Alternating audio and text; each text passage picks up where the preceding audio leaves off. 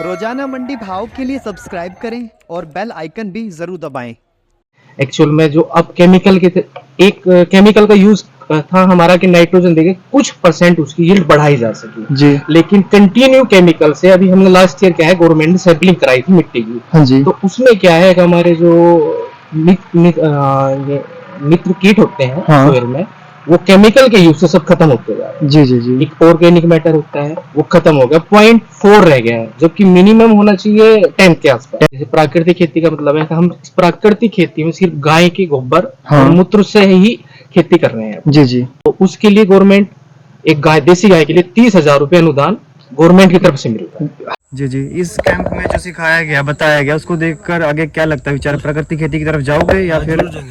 जी बिल्कुल। तो हमारी जो स्टेट गवर्नमेंट है, सेंट्रल गवर्नमेंट है ना, वो नेचुरल फार्मिंग को बहुत ज्यादा प्रमोट कर रहे हैं क्योंकि इसकी जरूरत भी है। जी। सरकार को ये चीज समझ में आ रही है बट अभी किसान इन बातों को नहीं समझ पा रहा है। जी। देखो सेल में थोड़ी दिक्कत आती है एंड फार्मर के लिए थोड़ा ये टफ हो जाता है कि उगाए या बेचे जाके, क्योंकि जनरल पब्लिक भी अभी उतनी जागरूक नहीं है, मार्केट बहुत स्कैटर्ड है इस चीज की। जी जी। तो किसान के साथ अगर परिवार के लोग जुड़े हैं तो अगर एक बेचने पे ध्यान दे और एक उगाने पे ध्यान दे तो ये बहुत अच्छा मॉडल है। सभी किसान भाइयों को राम राम। भाइयों, आज अग्नि मंडी की टीम पहुंची है करनाल के रसूलपुर कला गांव में, जहां पर जो है कृषि एवं किसान कल्याण विभाग की तरफ से प्राकृतिक खेती प्रशिक्षण कैंप लगाया जा रहा है। इस कैंप में जो है किसानों को प्राकृतिक खेती कैसे की जाती है और इससे जुड़ी महत्वपूर्ण जानकारियों के बारे में किसानों को समझाया जाएगा। वैसे सरकार की तरफ से भी किसानों को प्राकृतिक खेती करने के लिए प्रेरित किया जा रहा है।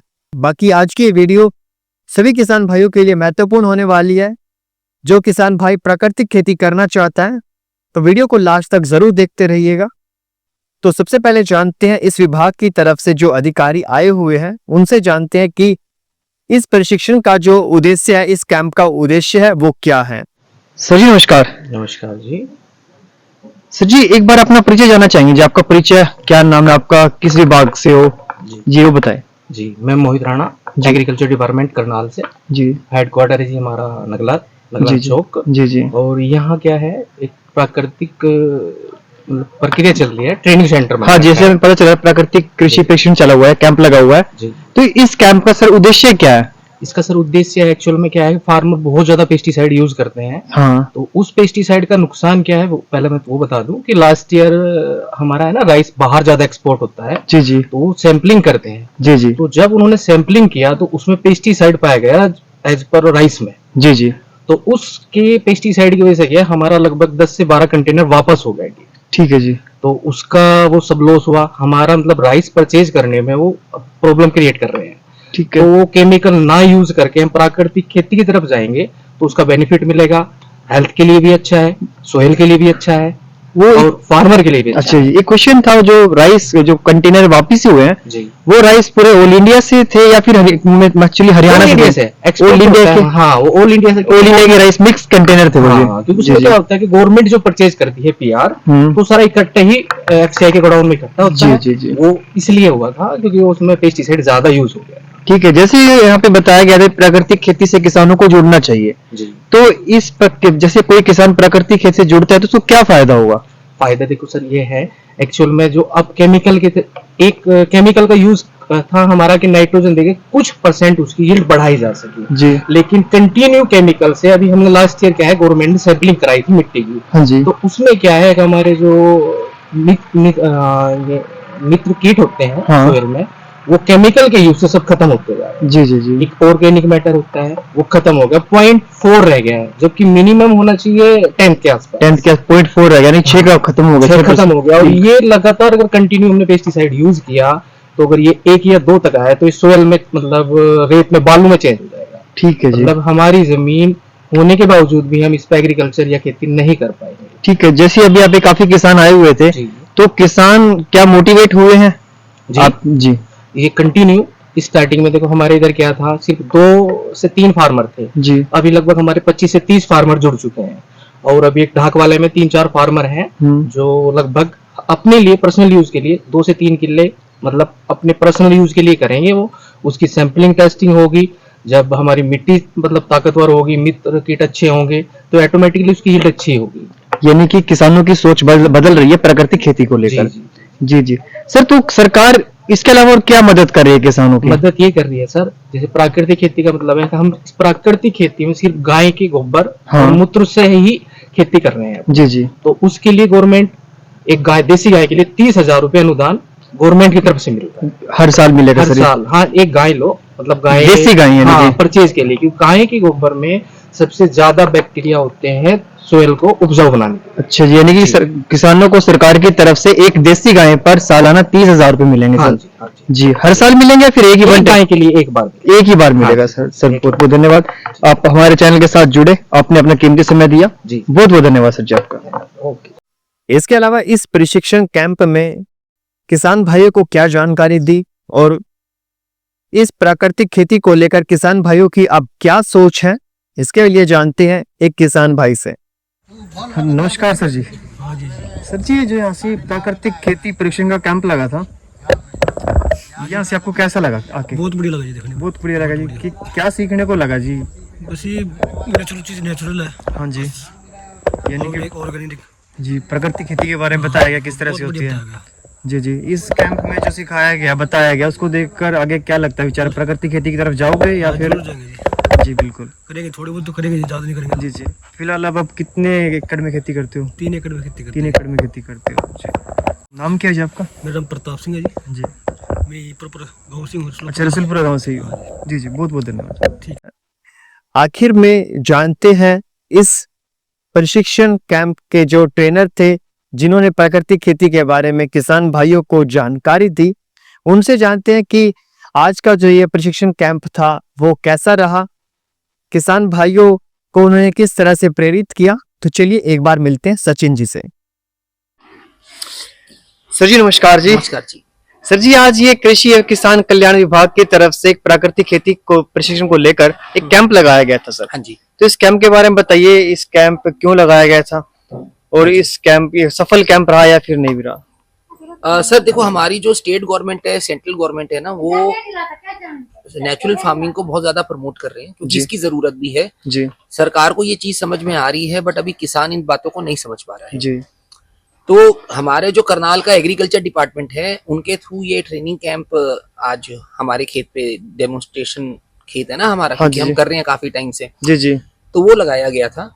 एंड ये स्टार्ट कहाँ से हुई थी मुहिम, हमने गुरुकुल कुरुक्षेत्र से ट्रेनिंग ली थी नेचुरल फार्मिंग की, डॉक्टर हरिओम जी से, जिन्हें अभी पद्मश्री भी मिला है। जी जी। एंड वहाँ पे हमें मास्टर ट्रेनर बनाया था। जब हमने वो ट्रेनिंग ली थी, उसके बाद हम ये खेत में नेचुरल फार्मिंग कर रहे हैं। तो उसके ट्रेनिंग लेने के बाद हम अपने जो आस पड़ोस के किसान हैं उनको जागरूक करना चाहते हैं कि नेचुरल, उनको बताना चाहते हैं कि नेचुरल फार्मिंग क्या होती है, ये क्यों करना चाहिए, इसकी क्या आवश्यकता है देश को भी और आपको भी। जी जी। और हमारे खेत में ये कैंप इसलिए होते हैं और क्लासरूम में ये इसलिए नहीं होते कि उनको हम एक मतलब अच्छा मॉडल दिखा पाएं कि एक कैसे ये प्रॉफिटेबिलिटी वाला काम है, कैसे ये एक सोशल वर्क भी है, और बिना यूरिया और केमिकल के भी फसलें उगाई जा सकती हैं। इसीलिए ये हमारे खेत के ऊपर कैंप ऑर्गेनाइज किए जाते हैं। जी, जैसे कि आप पिछले 2 साल से लगभग कर रहे हैं, आप प्राकृतिक खेती कर रहे हैं, तो पैदावार पे कुछ फर्क लगा? सर पैदावार डे बाय डे इंक्रीज होती है जी। एंड मेरी जो गेहूं थी शरबती C306, जो देसी वैरायटी की मैंने गेहूं लगाई थी, और पहले साल में मेरी जो उपज आई थी वो आई थी 5 क्विंटल जी। एंड सेकेंड ईयर में मेरी आई है 9 क्विंटल 1 एकड़ के अंदर। और क्या जो आप यहाँ से पैदावार ले रहे हो प्राकृतिक खेती से, तो क्या आपका ये सेल भी हो रहा है?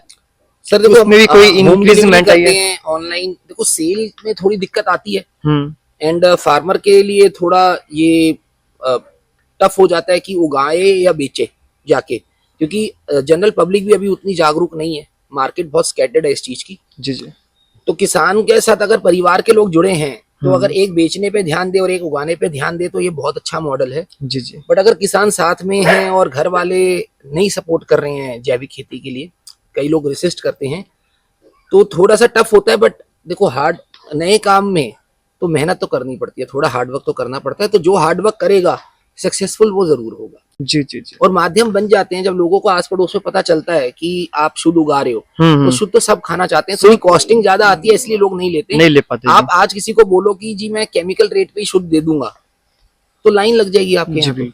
ये होता है, पर उसमें ये होता है कि इनिशियल जो 2-3 साल होते हैं ना, उसके अंदर थोड़ा खर्चा ज्यादा होता है, पर जिसने वो 3-4 साल अपना खर्चा मतलब मैनेज कर लिया, उसके बाद आप केमिकल खेती से कम खर्चे में आप ज्यादा उगा सकते हैं। हाँ, फ्यूचर में लो कॉस्ट हो जाएगी बिल्कुल, क्योंकि जमीन की जो जमीन की ताकत बढ़ जाएगी, इनपुट कॉस्ट तो कम होगी, कम हो जाएगी। तो यही आज हमने पूरे इस कैंप में समझाया है। सर, आगे सरकार से क्या उम्मीद करते हैं आपको? इस जैसे अब जो केमिकल वाले जैसे और दूसरी खेती करते हैं उसमें जैसे यूरिया पर या फिर सब्सिडी मिलती है, तो इसमें भी सर सब्सिडी होनी चाहिए, तो इसमें आप सरकार से क्या उम्मीद करते हैं?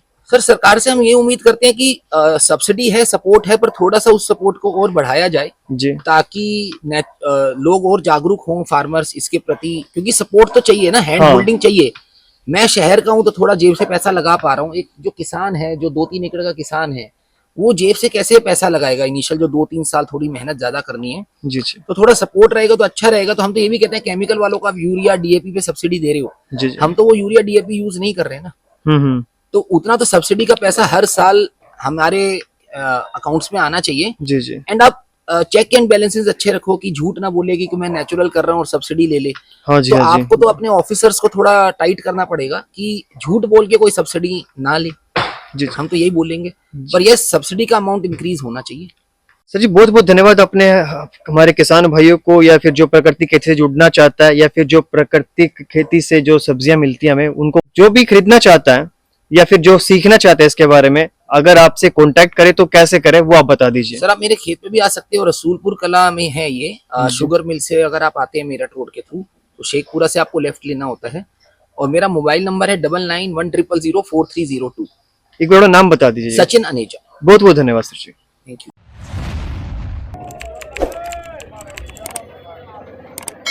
रोजाना मंडी भाव के लिए सब्सक्राइब करें और बेल आइकन भी जरूर दबाएं।